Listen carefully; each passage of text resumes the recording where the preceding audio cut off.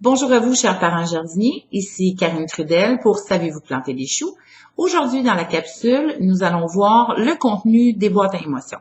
En fait, vous savez, on vous en a déjà parlé, les boîtes à émotions sont ces boîtes où on regroupe des objets divers pour permettre à nos enfants de défouler leur énergie négative lorsqu'ils sont habités d'émotions désagréables intenses.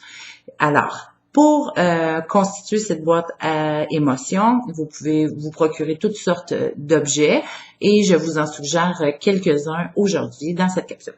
Dans un premier temps, il y a cet objet lourd, en fait, qui est chez nous une grenouille, donc qui pèse quand même 2,5 kg.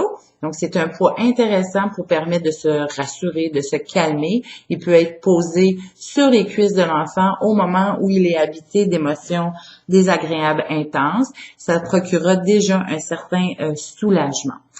Ensuite, donc, ce qu'on veut, c'est permettre à l'enfant de se défouler. Moi, j'aime bien ces petits foulards-là, donc c'est des petits foulards tout doux qui permettent d'être enroulés autour du cou et procurer une sensation de réconfort pour l'enfant au moment où il est dans cette tempête d'émotions désagréables. Ensuite, il y a toutes sortes d'objets, comme je vous disais, une balle de stress qu'on peut presser, appuyer. Dans ce type d'objet-là, j'aime bien notre ami Bob. Bob, en fait, on le presse et il peut exprimer très bien sa colère en faisant sortir ses yeux, ses oreilles. Pas très joli, mais fort efficace. Ensuite, il y a cette grenouille-là que j'ai trouvée aussi dernièrement chez la compagnie FDMT, que vous pouvez visiter aussi sur le web. FDMT propose différents objets, dont celui-ci qu'on peut étirer sans crainte de le voir se séparer en deux. Et à l'intérieur, il y a comme des petites billes. Donc, au niveau kinesthésique, c'est fort intéressant pour les enfants.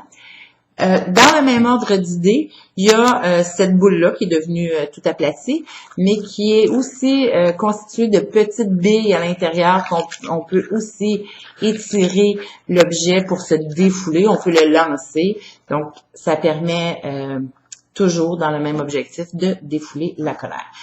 Ensuite, on veut frapper parfois, donc vous reconnaîtrez probablement cet objet un peu loufoque qu'on a trouvé dans un magasin à rabais.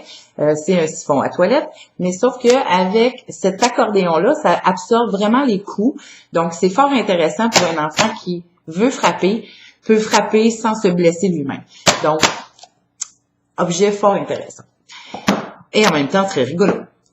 Dans ce magasin à rabais, on a trouvé, vous reconnaissez probablement ces objets-là pour amuser les chats. Ce qu'on a trouvé intéressant, c'est la plume.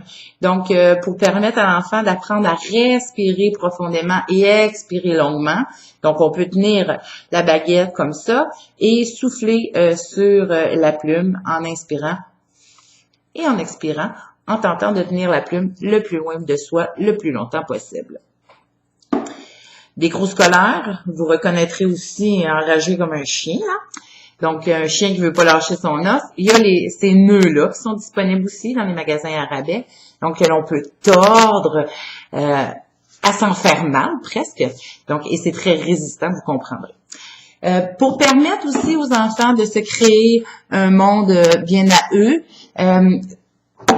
dans une bulle dans laquelle ils pourront se sentir et être à l'écoute d'eux-mêmes, pourquoi pas leur proposer ces coquilles pour oreilles qui vont les isoler des bruits ambiants également. Vous avez aussi, ce qu'on connaît comme sous le nom de pâte à pète. Et pour se terminer, il y a aussi la boîte à cris de Savez-vous planter des choux qui est disponible dans notre cabanon de jardin.